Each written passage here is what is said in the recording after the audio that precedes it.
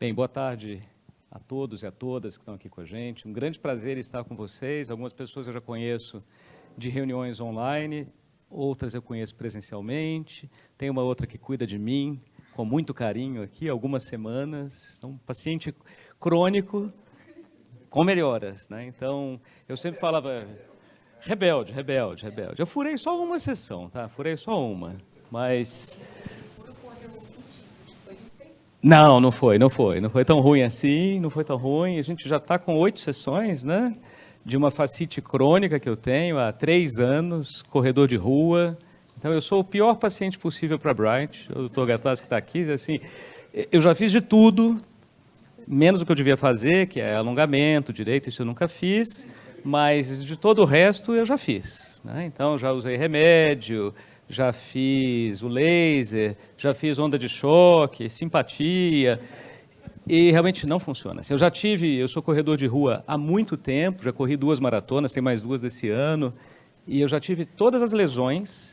Antes era só do lado direito, depois foi indo para o lado esquerdo também, eu já tive todas, joelho, quadril, e a fascite crônica é a pior de todas, de longe, não tem nada pior do que isso. E eu preciso dizer mesmo, estou falando aqui, primeiro dando os méritos para a Isis, que trata de mim muito bem. Eu já arrumei mais uma paciente para você. Depois Marcelo convenceu a Júlia lá no sábado, né? A gente esteve lá em casa sábado e minha esposa com uma enxaqueca também crônica. Ontem ela estava, você acha que eu faço aquilo da Bright? Eu acho. Já passou do tempo de fazer, né? Então vai ter mais uma paciente em breve para você.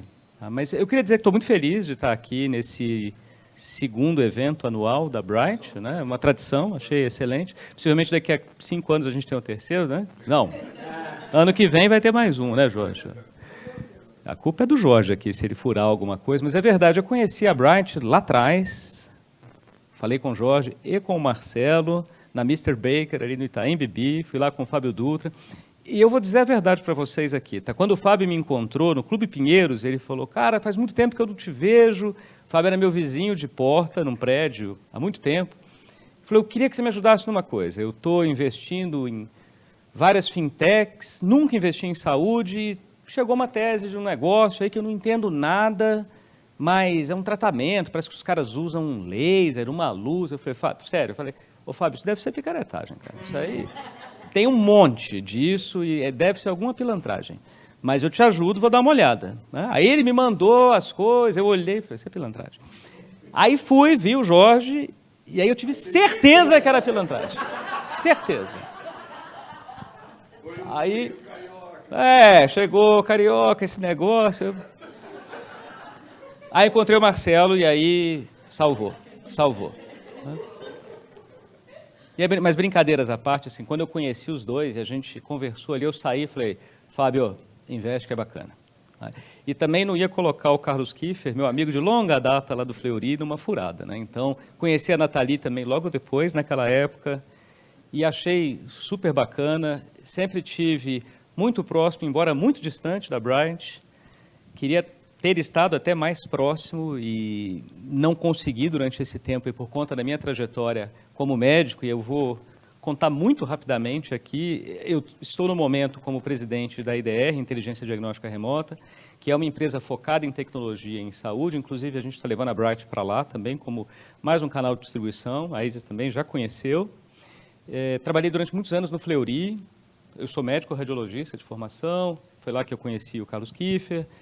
Trabalhei no Fleury um bom tempo, depois montei uma startup de gestão e armazenamento de imagens na nuvem, atuei com outras startups também, acabei saindo depois de 18 anos do Fleury, fui para a Aliar, onde eu fui diretor médico, depois vice-presidente, e hoje eu sou CEO da IDR, que é uma companhia 100% controlada pela Aliar. Eu gosto muito do tema inovação e tecnologia em saúde, e o que eu estou trazendo aqui, talvez seja a única fala do evento todo, em que eu não vou falar especificamente da Bright, não vou falar especificamente dos tratamentos. Eu queria trazer uma visão um pouco mais inspiracional, talvez, sobre inovações em saúde de forma geral e como que eu vejo o papel dos profissionais de saúde. Eu vou citar muito médico aqui, porque eu sou médico, mas vocês também, fisioterapeutas, se tiver fonoaudiólogos, enfermagem, qualquer profissional de saúde, sinta-se aqui representado. Quando eu falar médico, eu estou falando de todos nós, profissionais de saúde. Eu vou começar com uma pergunta que talvez tenha vindo à mente do Marcelo quando ele criou a Bright, né? O Marcelo poderia ter feito a tese dele de doutorado, está na academia hoje, fazendo novas publicações, mas veio nele, assim como veio para mim, veio para alguns de vocês. Por que eu quero inovar? Hoje é moda, né? A gente fala, toda empresa tem um departamento de inovação. Eu fui gestor de inovação no Fleury, né, durante um bom tempo. Mas por que toda empresa hoje quer inovar? Tirando o hype da coisa toda, existe um propósito para isso. Eu nunca consegui encontrar, já procurei no Google, porquê da inovação. Aí o que eu achei, que eu acho que representa melhor, é essa propaganda aqui. Não sei quem vai lembrar da Lada. Eu acho essa propaganda espetacular porque ela traz exatamente o conceito da anti-inovação, né? E é uma brincadeira mesmo da Lada, mostrando que, embora a Lada não tenha a mesma reputação aí de BMW, né? A BMW é muito pior, porque a BMW precisa ficar mudando de 6 ou a cada 7 anos, porque o carro deles é ruim. Então, eles fazem, não fica muito bom, aí eles vão de novo, eles vão evoluindo. A Lada, como é perfeita desde o começo, não precisa inovar. É óbvio que é uma brincadeira da Lada, né, com uma marca que é considerada premium. Ninguém aqui trocaria um Lada por uma BMW.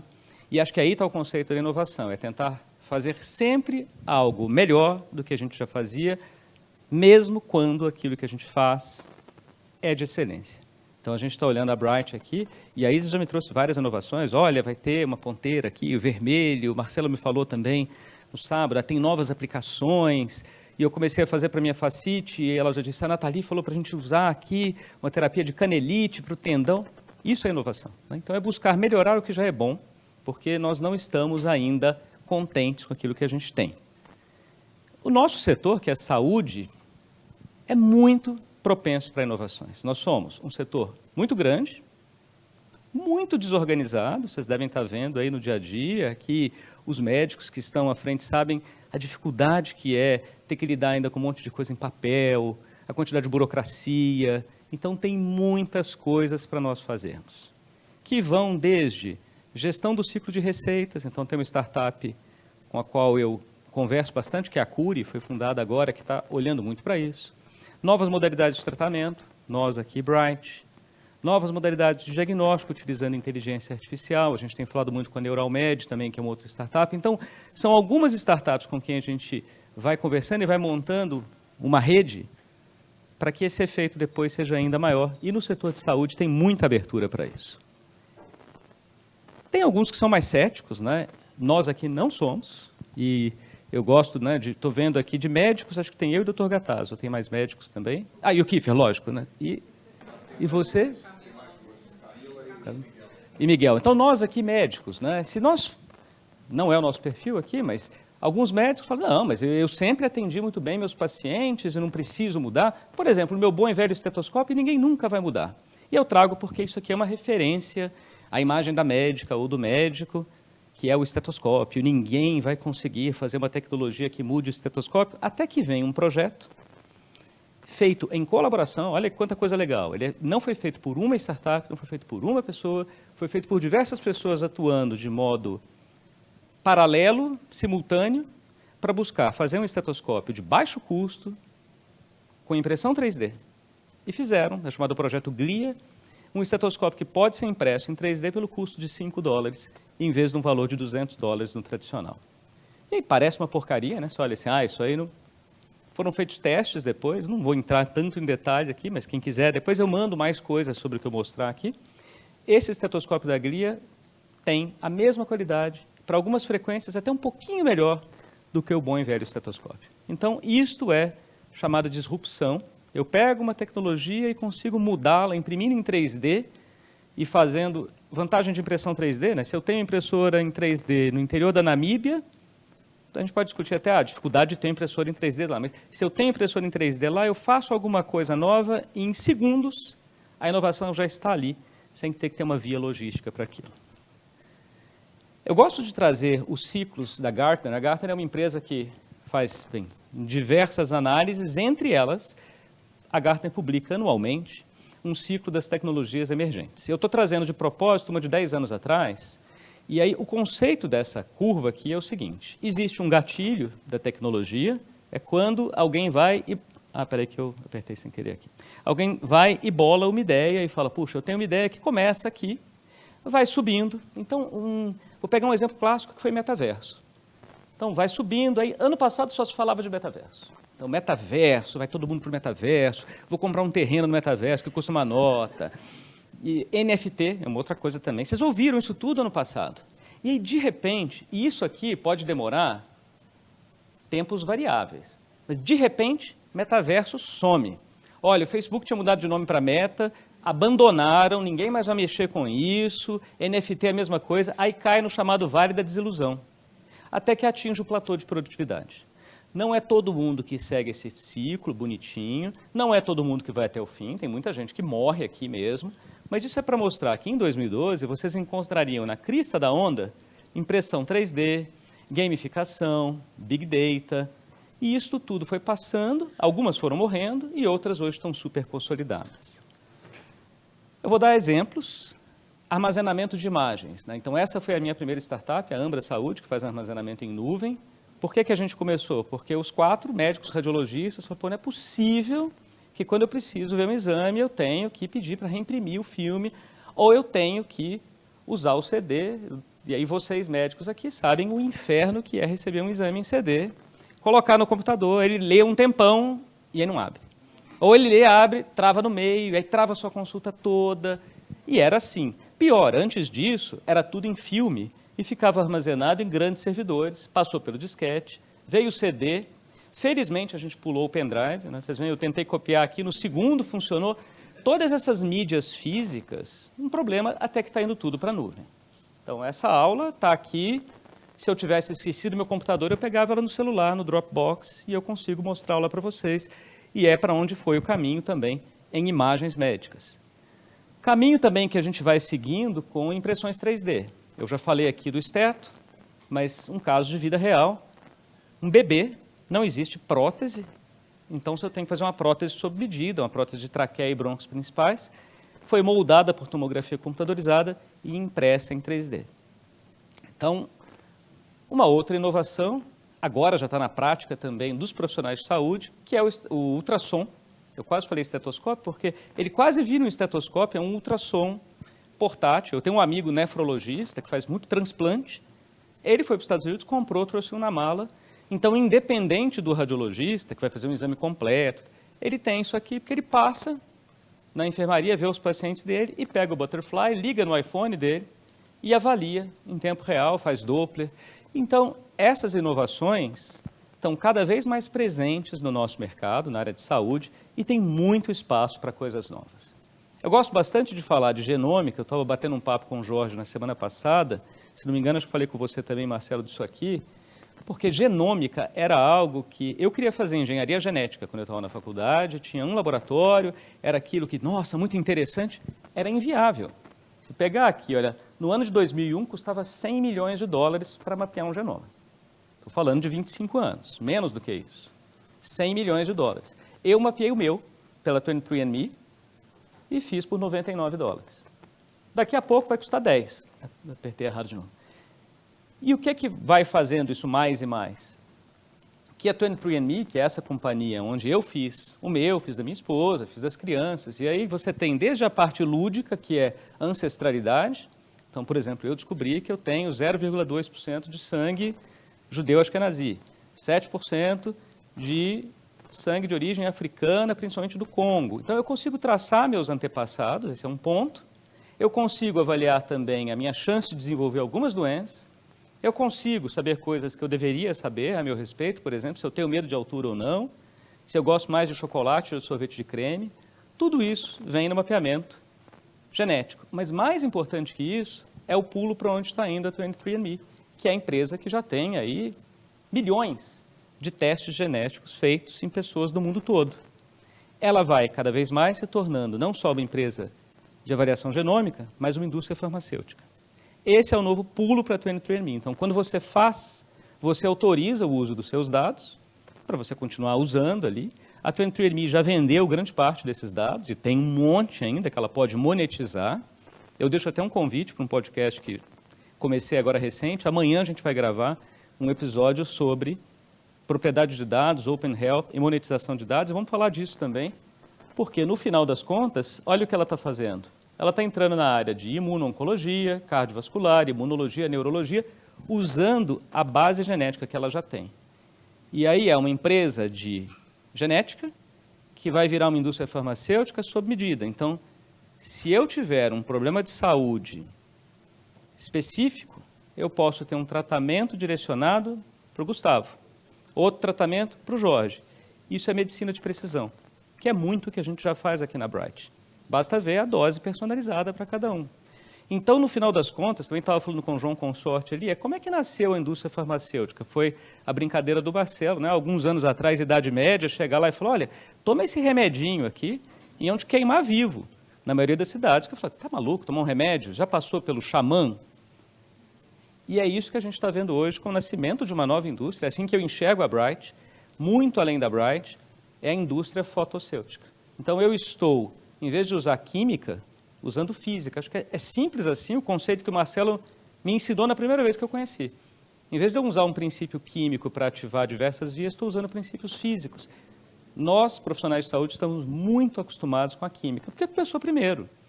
Então, estou acostumado a dar morfina para um paciente, mas eu posso ativar a mesma via fisicamente. Eu posso ativar a mesma via fisicamente, a gente estava falando lá, a Júlia, minha esposa, disse, puxa, a fisioterapia, né, é uma ativação de diversos princípios físicos também que a gente tem para melhoras de várias coisas, em vez da via química.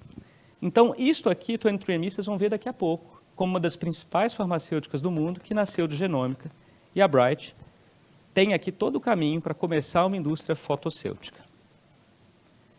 Eu gosto muito dessa frase, que é, dados são o novo petróleo, né? E a gente vai falar disso amanhã, mas eu gosto mais ainda, e eu conheci o Silvio Meira pelo Jorge agora recentemente, e gostei muito de tudo que eu ouvi, e me lembro dessa frase dele, que vem logo à frente, que os dados não são petróleo, os dados são o novo urânio. E eu achei simplesmente fenomenal.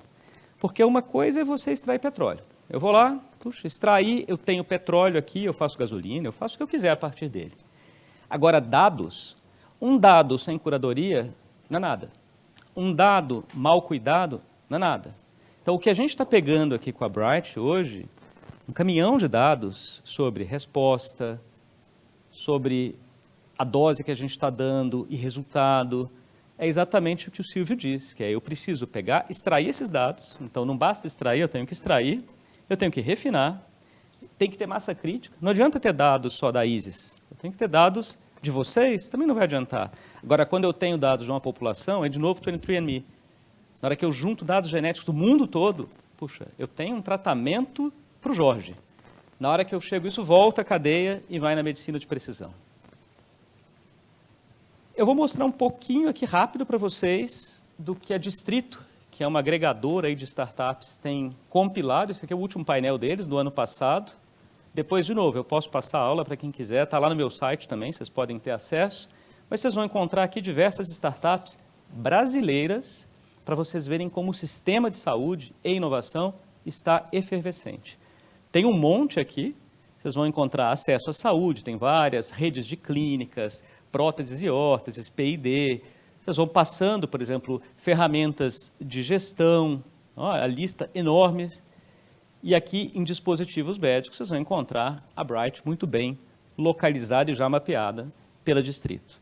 Mas para vocês verem que assim, a gente pensa, nossa, no Brasil, o Brasil tem muitas coisas boas nascendo hoje, e eu acredito que talvez os próximos unicórnios em saúde, o termo unicórnio saiu até um pouco de moda também, né? Mas acho que as empresas globais talvez nasçam muito do Brasil, da Índia, da China, da Nigéria, que está crescendo muito, porque são comunidades muito mais heterogêneas, no bom sentido. Eu tenho pessoas de diversas raças, tenho pessoas de diversos estratos sociais, do que se eu estivesse simplesmente lá na Suíça fazendo para um grupinho que não representa nada. Então, os israelenses fazem diversos dispositivos médicos, mas precisam de dados e vão buscar os dados muito com a gente aqui. Então, mais um ponto positivo para a Bright nascer num país tão diverso e com uma riqueza como o Brasil. Eu vou terminar essa primeira parte aqui da apresentação falando do ciclo hype de tecnologias emergentes da Gartner, mas agora de 2023, só para vocês verem para onde a gente está indo. Vocês vão encontrar várias coisas bacanas aqui, como a chamada Internet 3.0, os super apps, as plataformas na nuvem para as indústrias. Aqui a NFT já estava caindo um pouquinho de moda. O metaverso ainda está subindo aqui, tem gente que já coloca ali embaixo, mas muitas coisas acontecendo e vão acontecer numa velocidade cada vez mais acelerada. Eu vou passar para um segundo bloco da apresentação. Eu deixo vocês à vontade para me interromper a qualquer momento, se quiserem deixar para o final as perguntas também, o que vocês acharem melhor. Mas vou falar um pouco da outra grande vedete, que é a inteligência artificial. E aí eu acho que o ChatGPT, pela OpenAI, ele trouxe para a gente a popularização de fato da inteligência artificial. Então, o que a gente estava vendo, nós aqui que já estudávamos um pouco mais a inteligência artificial, eu falei, poxa, vai acontecer isso, vai chegar nisso, vai acontecer. De repente, o ChatGPT vem gratuitamente, você cria a sua conta gratuitamente, faz o login e consegue falar, ô ChatGPT, escreve para mim um texto na linguagem do Shakespeare sobre uma mulher que está andando sozinha e encontra o amor da vida dela. E ele solta um texto para vocês completo. Vocês podem pegar esse texto, jogar no Midjourney e criar as imagens para isso tudo. Também a gente estava falando disso, né, Marcelo? Pô, escrever um livro hoje, você pode escrever o livro com o ChatGPT e usa como ilustrador o Midjourney. Vocês vão ver daqui a pouquinho um pouquinho mais sobre isso. Inteligência artificial eu acho bacana porque esse é um tema que eu estudo há bastante tempo e eu sempre fui otimista em relação à inteligência artificial. E aí eu sempre fui otimista e vários amigos meus me encaravam como inocente ou que eu estava numa posição privilegiada e não estava preocupado com o radiologista que estava começando, mas não é isso que eu acho. Acho mesmo que existem muito mais oportunidades do que riscos. É lógico que sempre vai ter o pessimista, né, que fala, mas não vai dar certo. Eu gosto dessa charge aqui, porque na hora que começa muito esse pessimismo, assim, o cara fala, não, mas psiquiatria ninguém nunca vai mudar. Tem estudos já mostrando que o paciente americano prefere falar com um computador em vez de falar com um ser humano, porque ele se sente menos julgado, né? Ele fala, pô, mas eu vou contar para o Marcelo, né, meu terapeuta, isso, o cara vai achar que eu sou doido. Então eu vou falar com um computador, porque o computador não me julga. E a brincadeira aqui era isso, né? O cara preocupado com a inteligência artificial substituindo o ser humano e ali a terapeuta dele já é um computador, o que também já começa a acontecer. Se vocês forem, o próprio ChatGPT teve uma experiência de um paciente um paciente virtual, começou a falar com ele, a uma certa altura o paciente falou, eu acho que eu devia me matar. E ele responde, eu acho que você devia mesmo. É verdade isso, porque ele foi pegando, obviamente a OpenAI tirou isso e vai mexer um pouco mais, foi no ChatGPT 3, porque ele vai seguindo parâmetros lógicos. É meio assim, pô, um cara maluco aqui reclamando da vida o tempo todo, acho que devia me matar. Eu acho que você tem razão. Coisa que a gente tem vontade de fazer às vezes, a máquina fala. Então, é isso que vocês vão ver na terceira e última parte da aula, que é o papel do ser humano. Porque quando a gente deixa só para a máquina, pode ter simplesmente um raciocínio tão lógico que ele é duro e errado. Agora vem os pessimistas, né, com a inteligência artificial, e obviamente que a inteligência artificial vai dominar o nosso mundo no dia a dia, nós vamos usar cada vez mais sem perceber. A gente já está usando, a gente já está falando com o chatbot e com dificuldade de separar o que é humano e é máquina, que é o chamado lá teste de Turing, né, quando você conversa com a máquina e acha que é um humano. E aí outros começam e falam assim, nossa, vai acabar com a gente. Eu tive muito isso na radiologia, né, uma especialidade que é muito ligada à detecção de padrões. Eu tenho um grande amigo que foi fazer direito, falou, não, eu vou fazer porque a máquina vai substituir o ser humano.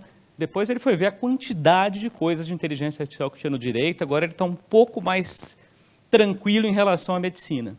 Mas quando começou isso tudo, eu gosto de mostrar esse artigo, foi publicado na PLOS ONE, que é uma revista muito boa, e esse artigo mostrava o seguinte, o que eles fizeram?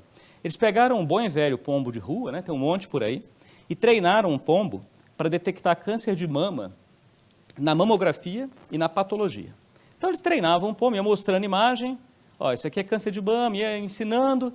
Quando ele ia acertando depois, né, depois que ele era treinado, toda vez que ele parecia a imagem, é câncer de mama? Se ele clicava, e acertava, caía comida aqui. E aí vejam o treinamento do pombo, né? Começa aqui acertando 50%, é óbvio que ele vai, né, tá ali ao acaso. Depois de uma semana, ele já está acertando 70%. Depois de 2 semanas, já está com 80 e poucos. E ele passa do radiologista e passa do patologista, ele fica melhor. E aí o pessoal começava, não, porque a inteligência artificial vai substituir a gente. Eu falei, cara, você está preocupado com umas máquinas que custam aí milhões de dólares? Você tem que estar preocupado com o pombo. É esse que vai roubar seu emprego. É muito mais barato, acerta. E a conclusão da revista era isso, olha, os pombos podem ser treinados e serem mais baratos de substituir os seres humanos. Ninguém vai deixar a sua mamografia ser laudada por um pombo. Mas isso é para dizer que reconhecimento de padrão, se a gente achar que um radiologista, um patologista, um dermatologista está ali só para reconhecer padrão, realmente não precisa do ser humano. Não precisa mesmo, porque animais ou as máquinas vão fazer isso de forma melhor se estiverem sendo treinados só para isso. O ser humano é assim, né? Começa algo novo, aí começa o pânico. Eu acho que a gente até já chegou quase na histeria com a inteligência artificial, de que vai dominar o mundo, vai acabar com o ser humano, e depois vai para um ponto onde o negócio fica mais prático. Isso aconteceu na Revolução Industrial com os ludistas, e o que eles faziam era atentamente, assim, poxa, a máquina vai me substituir, então o que eu faço? Eu quebro a máquina. Eu quebro a máquina porque ela não me substitui. Depois aconteceu com os neoludistas, o Henry Ford mesmo falava, né, que, puxa, se eu fosse perguntar para as pessoas o que eles queriam naquela época, ninguém fala, eu quero um carro, ou a gente vir agora e falar, eu quero uma inteligência artificial. A gente não sabe, isso simplesmente acontece. Se eu fosse pedir para as pessoas, eu falaria, me faz um cavalo mais rápido. E hoje nós temos os neoludistas, que são as pessoas agora, na nossa época, querendo barrar os avanços como inteligência artificial. Não sou contra, eu vou inclusive mostrar isso num próximo slide. Eu acho que essa turma aqui, que foi inclusive liderada pelo Elon Musk, tem razão no que diz. A gente precisa mesmo parar o que está sendo feito e colocar regulação e regulamentação para a inteligência artificial. A gente faz isso, por exemplo, com a Bright.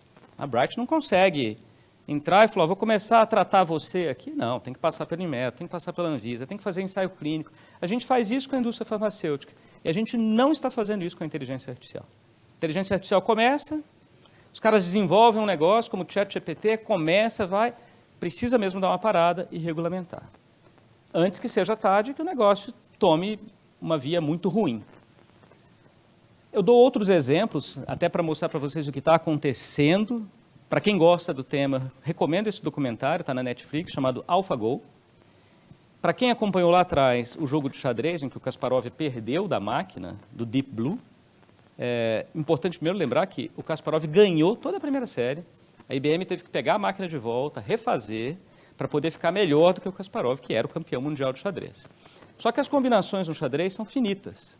E o Kasparov, quando ele perde aquela série, ele rapidamente, eu vou mostrar isso logo em seguida, ele diz, gente, não vamos ficar jogando homem contra máquina, isso aqui é perda de tempo. A máquina vai ganhar da gente. Eu gosto de uma outra comparação que eu li. Quantos de nós aqui, nós vamos, feriado, todo mundo, ou a maioria vai viajar. Quem prefere ir a pé? Ninguém vai fazer isso. Ninguém vai disputar uma corrida com o carro. O carro é melhor do que a gente. Então, o fato da máquina ser melhor não quer dizer que a gente não possa usar um carro para ir até a praia e ficar competindo com ela. Nesse jogo aqui, o Go, acho que aqui tem uma grande virada, porque o Go é um jogo com combinações infinitas. E esse cara, o Lee Sedol, era heptacampeão mundial, e coitado, assista o documentário, ele tinha certeza absoluta que ele ia ganhar. A máquina tinha ganho de um campeão, mas era um campeão local, e ele falou, o cara não é páreo para mim, assim, isso aqui, Go, uma combinação infinita, tal. Ele joga, ele perde o primeiro jogo, depois ele ganha, e depois tem um jogo que tem uma virada muito interessante, a máquina faz uma jogada completamente absurda, e ele se desestabiliza. Ele acha que aquela jogada era tão genial que ele não tinha percebido, e ele perde aquele jogo que ele estava ganhando. E ele ia ganhar. A máquina, na verdade, tinha errado. Era uma jogada muito burra mesmo. E ele não conseguiu ter essa noção. Ele achou que a máquina... E depois ele perde, tá? Isso o documentário mostra desde o começo, e desde aí que tem uma virada grande, porque aqui nós estamos falando de um jogo de combinações infinitas, em que a máquina não tinha simplesmente, olha, se acontecer isso eu vou aqui. Não, ela tinha que raciocinar. E o filho dela, que é o AlphaGo Zero, aprendeu a jogar Go com o AlphaGo, que é a mãe. Aprendeu sozinha, jogaram alguns jogos ali como teste, e depois fizeram 100 jogos. E o AlphaGo Zero ganhou de 100-0 da máquina que tinha ganho do Lee Sedol. Então, só para o tipo de avanço para jogos como xadrez, como Go e detecção de padrões, hoje é tamanho que a gente começa a pensar qual é o impacto que a gente pode ter com a inteligência artificial na saúde. E o impacto é imenso. Mais e mais a gente vai usar na Bright, vai usar em outras áreas, porque eu tenho impactos muito positivos para detecção de fraudes, redução de erros de dose, ter máquinas conectadas. Mais e mais, então, nós teremos o computador à frente da saúde, mas aí é o que eu vou colocar nesse final, sempre junto com o ser humano. Não adianta achar que todas essas startups que estão nascendo, e acho que aqui também é um grande mérito, de novo, da Bright, essa junção de pessoas, a junção aqui do cientista, desenvolvedor, com a pessoa que está à frente do negócio, com todos vocês, cada um na sua área, participando e fazendo a Bright crescer. Tem ferramentas hoje para detecção automática, por exemplo, de alterações oculares, com a DeepMind, que foi comprada pela Google. Na minha área, radiologia, nós usamos bastante essa ferramenta aqui, detecção de achados urgentes, como trombose nas artérias pulmonares. Vocês veem, essa paciente fez a tomografia, o exame acaba, em segundos, a máquina detecta, marca aqui o trombo, e eu consigo fazer, vai para o primeiro exame da fila, eu consigo fazer um diagnóstico ultra precoce.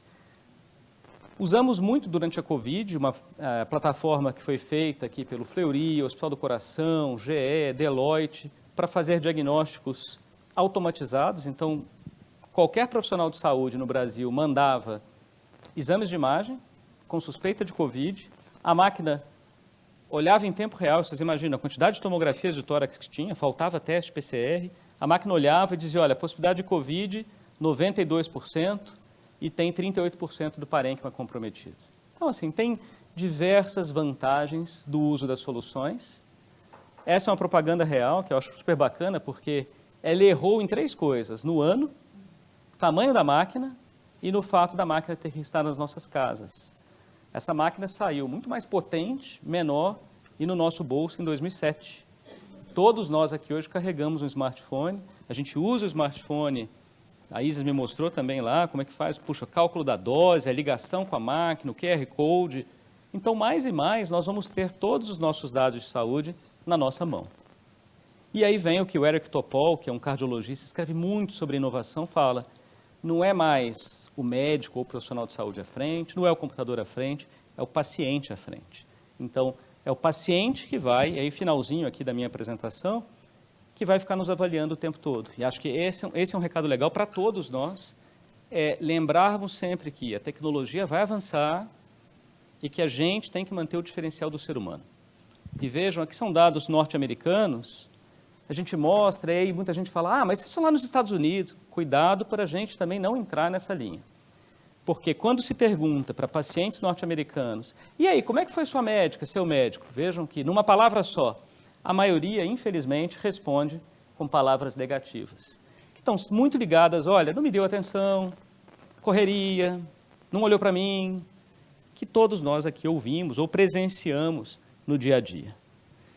E aí vem aquelas questões, né, assim, um profissional de saúde num pronto-socorro, por exemplo, um médico nos Estados Unidos, não é diferente aqui no Brasil, passa 70% do tempo dele ou dela acessando o computador, tentando ver uma imagem, tentando olhar o prontuário eletrônico. Então, a gente está cada vez mais em imersão com tarefas que a máquina vai poder fazer melhor. E por isso que eu gosto da inovação substituindo o que a gente não precisa fazer e deixando para nós isso daqui, que era, final do século XIX, um quadro do Luke Fields, né, o paciente no centro, o médico sem muito o que fazer, mas prestando atenção e cuidando aqui dessa criança. Se eu pego agora, há pouco tempo, publicação na JAMA, um dos melhores médicos de um ótimo hospital norte-americano atendeu uma criança, a irmã fez um desenho e pediu para a mãe mandar para o médico. E ele ficou super frustrado. Olha como ele foi ilustrado por uma criancinha pequena, de costas para a família e de frente para o computador. Ele falou, a gente está gastando um dinheirão com esses prontuários eletrônicos e tudo, e nós estamos virando as máquinas, né? Então, quando eu olho isso tudo, eu vi esse artigo aqui, os dois são do Canadá, achei, semana passada, estava até preparando essa aula, e eu fui buscar o médico do futuro. Isso aqui foi em 1966, né? Então já tem 60 anos. E vejam que interessante, né, o que esse autor escreve.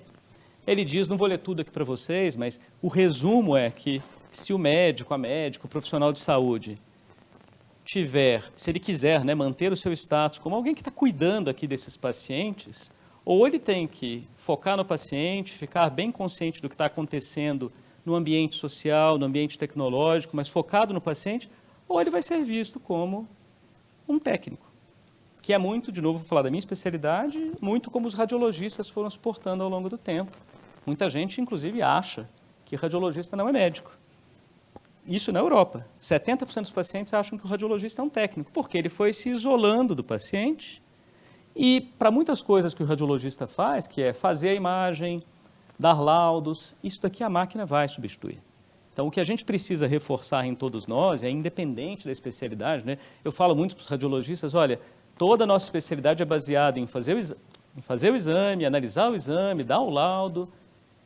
E aí muitos falam, puxa, mas a máquina vai me substituir, eu vou virar isso aqui no futuro, né? Um radiologista desempregado empurrando, isso aqui é uma imagem real, acho que alguém roubou pegaram isso aqui e depois doaram para alguém que estava na rua, mas o radiologista não vai ficar desempregado, não é isso. Mas a gente precisa se portar de forma diferente. Eu termino com essa apresentação do Kasparov, que eu acho um gênio em diversos sentidos, inclusive nessa visão de saber que eu não vou ficar jogando contra a máquina mais. O que eu vou fazer? Eu vou criar o xadrez avançado. Então, ele criou uma modalidade de xadrez em que jogam um homem com a máquina contra outro homem e a máquina. E ganha a melhor combinação. Não ganha a melhor máquina, não ganha o melhor enxadrista. O primeiro campeonato, inclusive, foi ganho por alguns jovens que nem sabiam jogar xadrez direito, mas eles conseguiram montar um trabalho em colaboração e aproveitaram a máquina na melhor forma possível.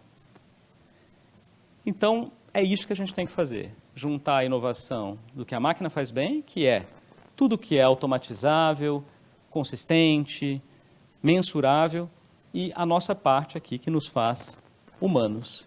Meu congresso principal, que é em Chicago todo ano, isso aqui tem pouco tempo, quase metade dos radiologistas nos Estados Unidos sofre de burnout, exatamente porque foram se sentindo cada vez mais atrelados à produção, e é necessário que o profissional de saúde esteja muito próximo dos pacientes, fazendo isso que eu estou recebendo aqui, que eu sempre falo da Isis, né? Está lá, puxa, eu estou fazendo várias sessões e eu consigo ver a tecnologia, vejo a inovação e vejo a profissional que está cuidando daquilo e fazendo o melhor atendimento possível.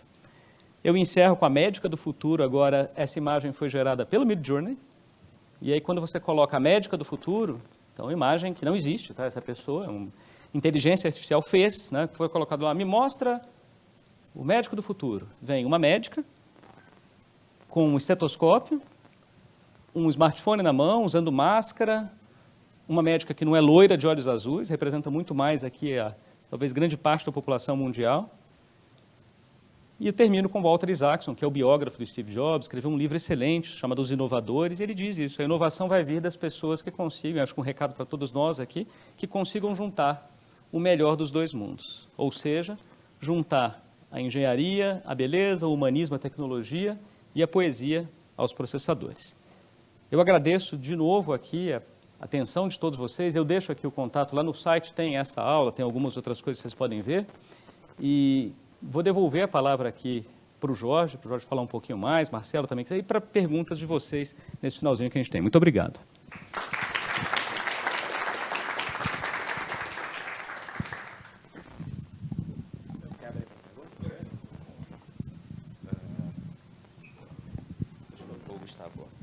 Opa, vamos abrir aqui para perguntas. Deixa eu levar ali para o Gustavo. Quem mais quiser fazer perguntas também já vai levantando a mão aí. Vou deixar você falar primeiro, né?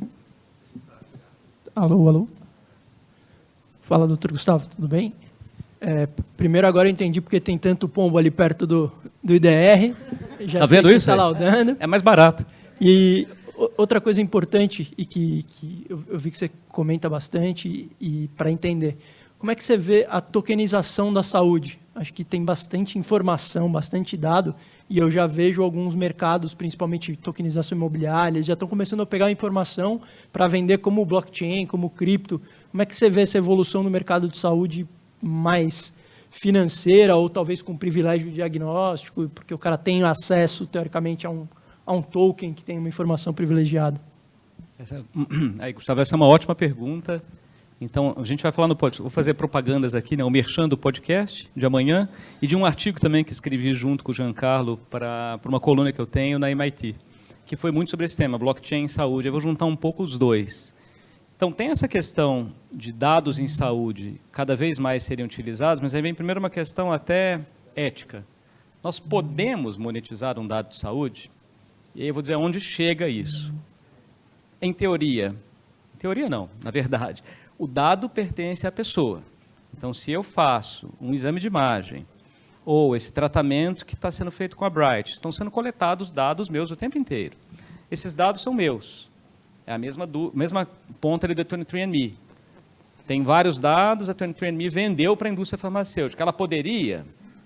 Por um lado, sim, os dados são meus, mas eu dei acesso, eu coloquei lá que poderiam ser comercializados sob sigilo, de forma anônima, para um fim específico. Agora, tem uma cadeia que, do ponto de vista legal, que diz que não, que você não pode vender um dado, mesmo se o paciente der acesso, porque aquele é um fragmento de informação de saúde.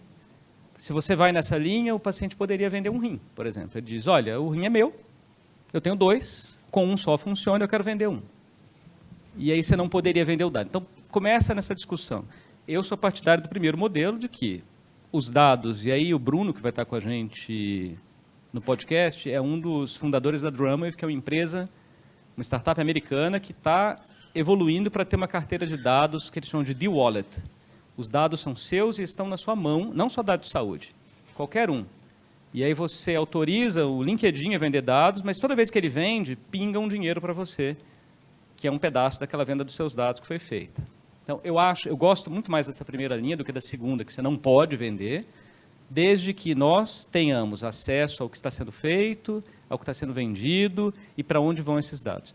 E acho que tem muitas informações ali, acho que aí é o ponto importante da tokenização, de blockchain, para tornar isso o mais seguro possível, e muitas inovações vão vir a partir do uso correto desses dados. Enquanto eles estão isolados, a gente não consegue fazer muitas coisas, mas à medida que eu junto isso tudo, que é o grande projeto de Open Health, né? Aí, pegando a sua área, Open Health vem muito pelo Open Banking e Open Finance. Começou até ali a falar, poxa, se eu tenho os dados financeiros e consigo fazer um sistema aberto em que eu tenho dinheiro no Santander e tenho uma aplicação na XP, eu consigo enxergar os dois, um seguro de carro vai poder me oferecer um produto melhor, porque ele vê meus dados, desde que eu autorize, por que eu não posso fazer isso para a saúde e, num lugar só, acessar os exames do Fleury, a cirurgia do Einstein, em vez de eu ter que ficar pensando, onde é que foi que eu fiz meu raio-x de tórax, né? Acho que vai caminhar muito para isso, mas nós, mercado de saúde, ainda estamos um pouco longe, vai precisar de um amadurecimento maior e teremos várias barreiras jurídicas antes disso acontecer ainda.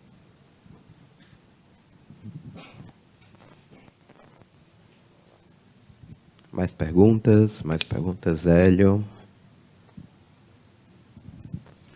Ainda nessa linha, Gustavo, e puxando para aquilo que você falou de regulação e regulamentação, né?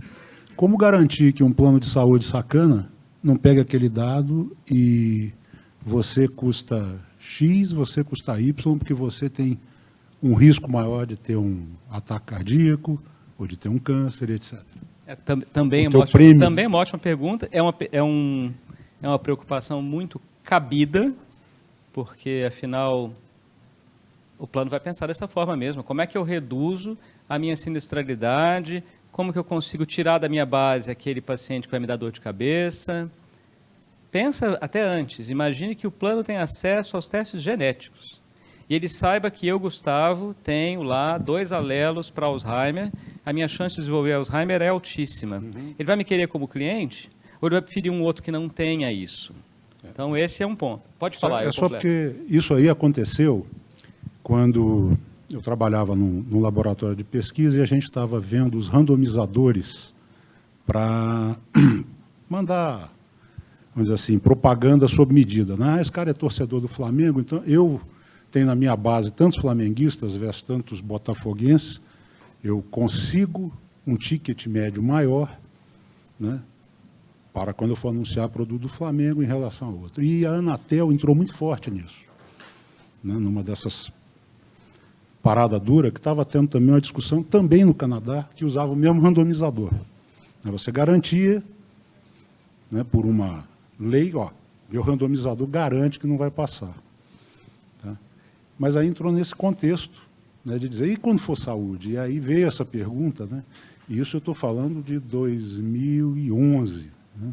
Então, desde lá, eu acho que ninguém ainda... Ainda não, acho que tem colocou. Mesmo. Acho que o primeiro ponto hoje é, os planos já têm muitas informações sobre a gente. A nossa sorte e o nosso azar é que os planos são muito bagunçados, as operadoras, muito bagunçados.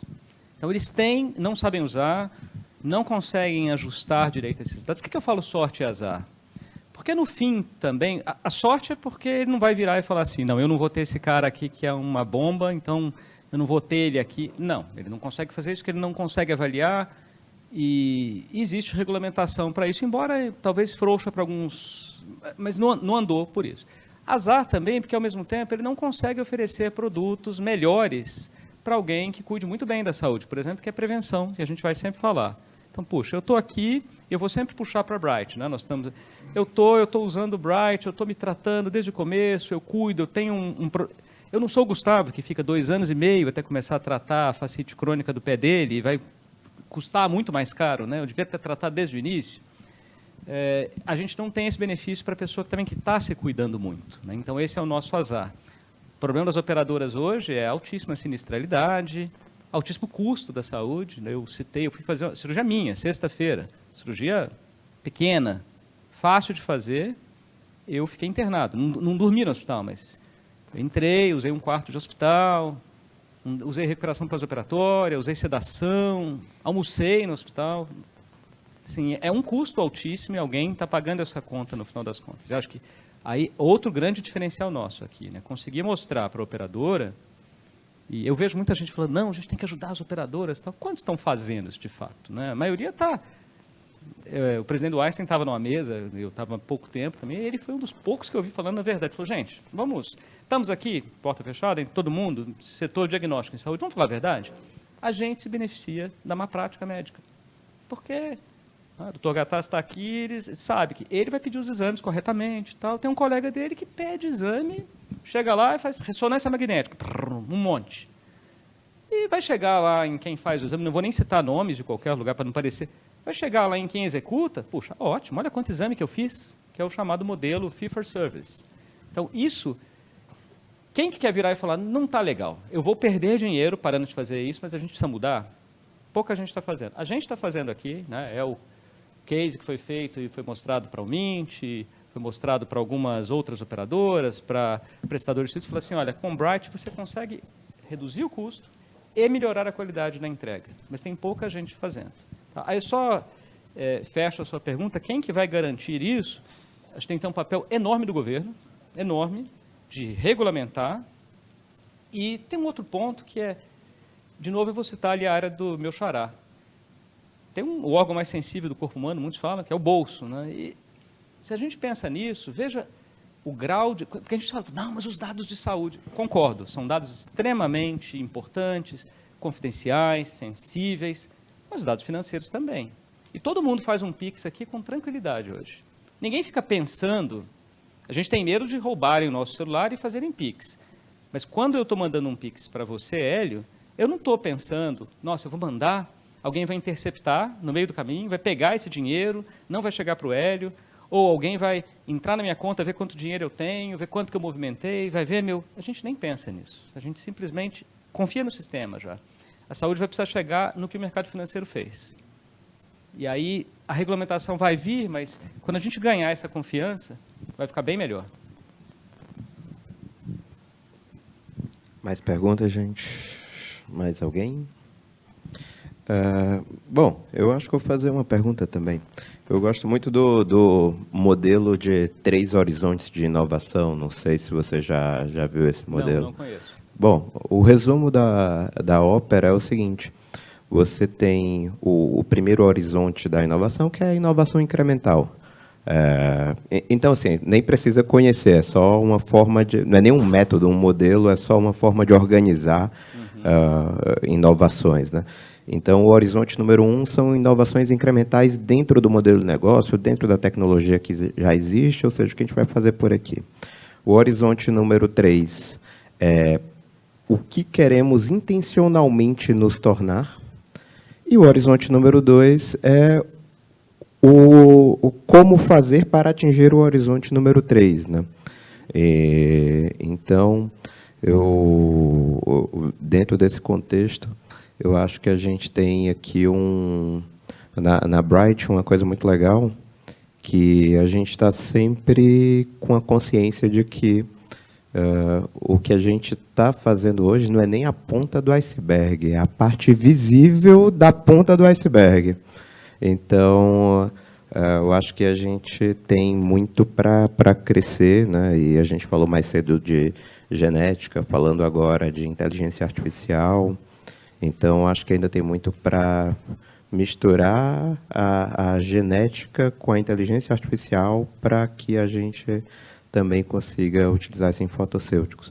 Bom, mas estou comentando tudo isso só para pegar aqui um pouco da sua visão, como alguém que tem acompanhado a gente já há bastante tempo e tem uma mega hiper experiência de inovação, de qual seria a tua visão para o horizonte 3 da Bright, sabe? E assim, obviamente, não tem certo nem errado.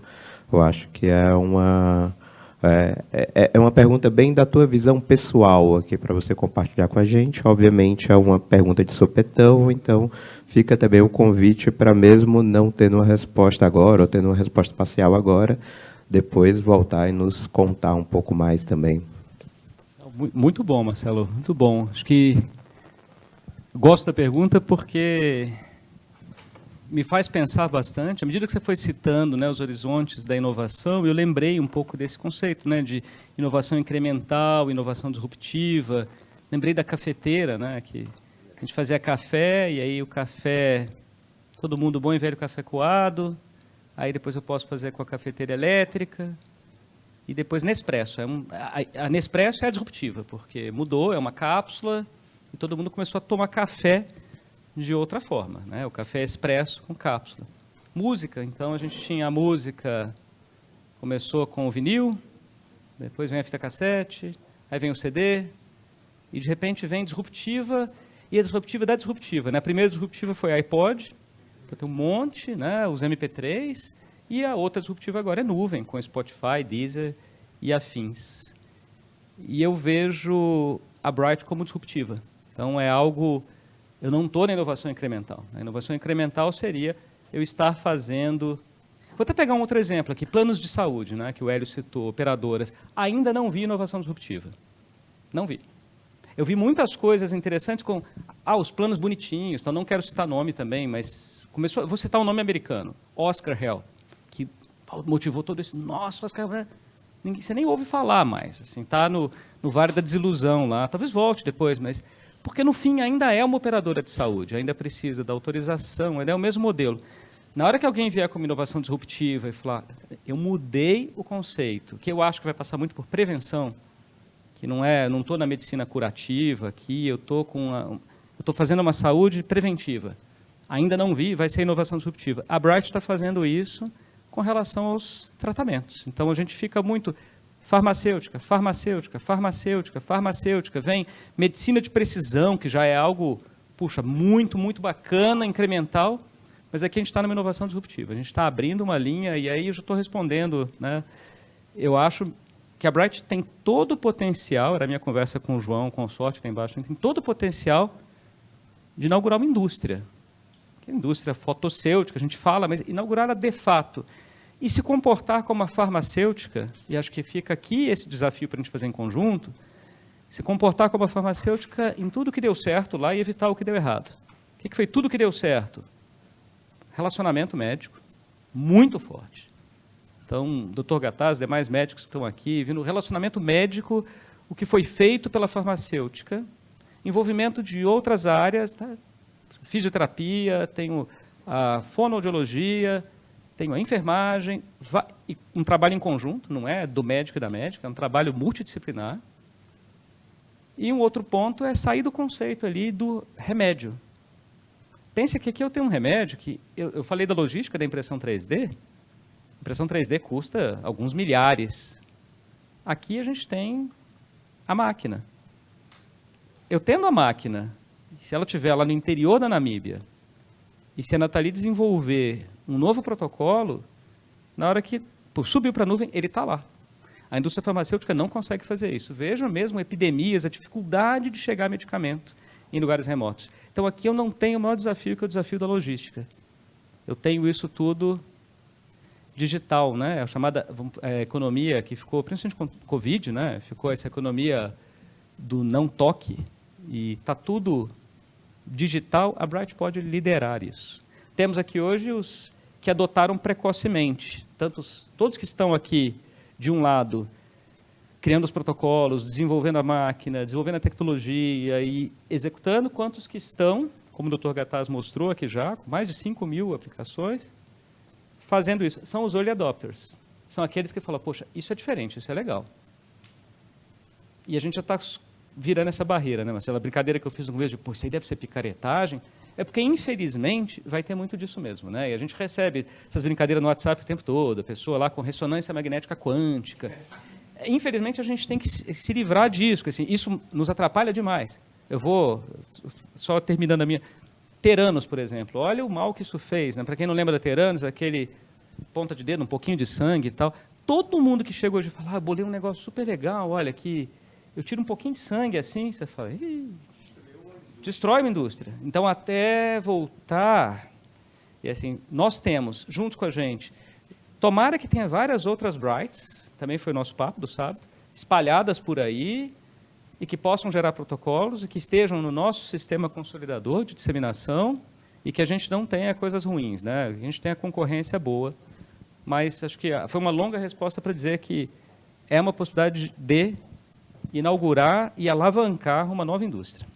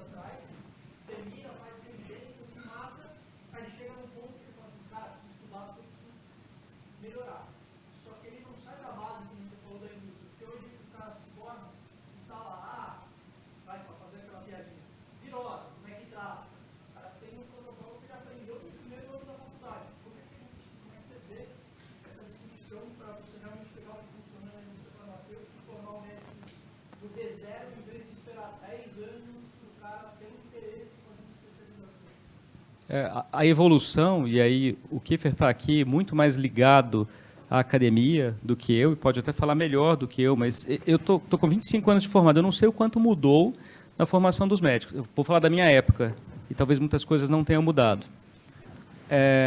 Era uma formação muito centrada no médico, como senhor supremo, ali, profissional da saúde, com pouca interação multidisciplinar, tinha pouquíssimo conhecimento de tudo que saía daquela caixa do arroz com feijão. Então, por isso, assim, eu tenho uma nova tecnologia, eu estou usando aqui um tratamento, era visto como picaretagem, ou isso não funciona, porque já tinha também aquela linha que estava muito bem fundamentada e sendo ensinada.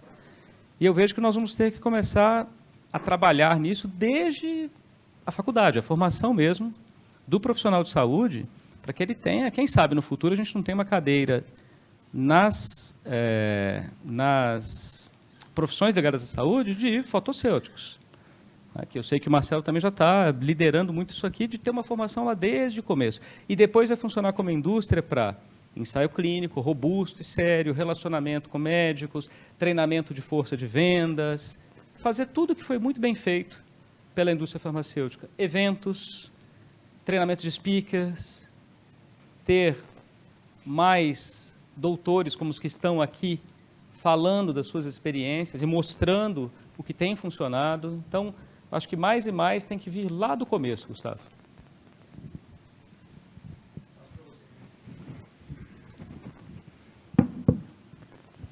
Bom, mais uma vez, obrigado.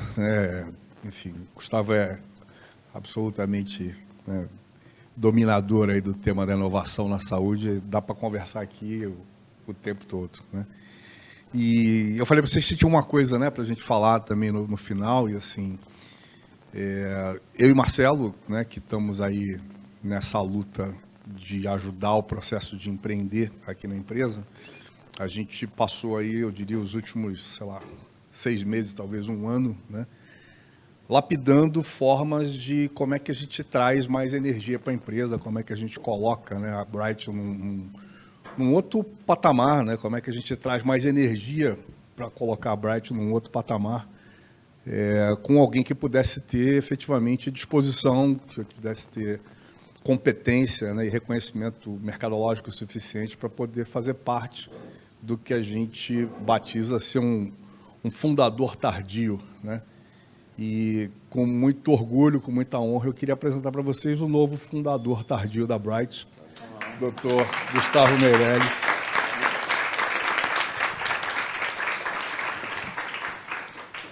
Eu acho que desde o início da Bright, uma das coisas que eu sempre escutei e quem acompanhou desde o comecinho era: quem é o médico de vocês? Quem é o médico responsável por esses malucos? Então, agora a gente vai poder responder em alto e bom som. Temos o Dr. Gustavo Meirelles. Exato, tem um maluco médico responsável pelos outros malucos.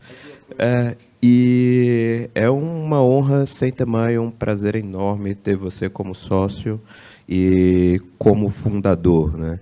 E às vezes a pessoa pergunta assim: mas como assim um fundador que entrou alguns anos depois da empresa já fundada? E aí eu gosto sempre de dar o exemplo do Elon Musk, que ele é um late founder na Tesla. A Tesla Motors já existia. E ele entrou e encabeçou de uma forma que se tornou, quando você pensa em Tesla Motors, você lembra do Elon Musk. E ele não estava lá no dia zero, ele entrou alguns anos depois. Então, daqui a alguns anos, quando se pensar nos fundadores da Bright, eu acho que vão pensar muito em você também, o que nos enche de orgulho. E muito obrigado e bem-vindo ao time de loucos. Muito obrigado.